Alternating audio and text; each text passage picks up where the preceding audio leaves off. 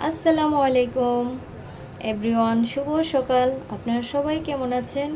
আশা করি সবাই ভালো আছেন, আমিও ভালো আছি। আমি সাদমান অফিসিয়াল থেকে রুমি বলছি। এই দেখেন আমার ছাদ বাগানে কচু শাক নিয়ে এসে যে লবণ পানি পেঁয়াজ দিয়ে সিদ্ধ দিলাম। এই যে দেখেন আমার শাক সিদ্ধ করা হয়ে গেছে, পেঁয়াজ আর শাক। এইদিকে আমার রসুন, পেঁয়াজ আর কাঁচামরিচ ভেজে নিচ্ছি শাক বাগার দেওয়ার জন্য। পেঁয়াজ রসুন ভাজা হয়ে গেছে, এখন কচু দিয়ে দেবো।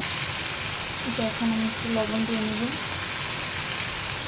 আর একটু ভাজা জিরার গুঁড়া, আর কিছু দেবো না।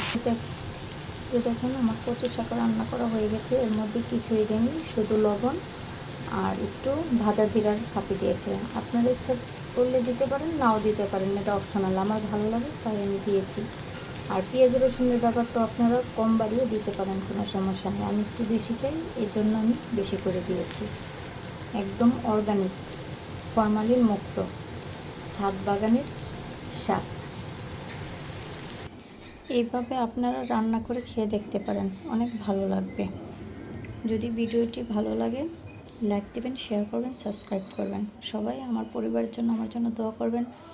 আল্লাহ হাফিজ, ভালো থাকবেন সবাই।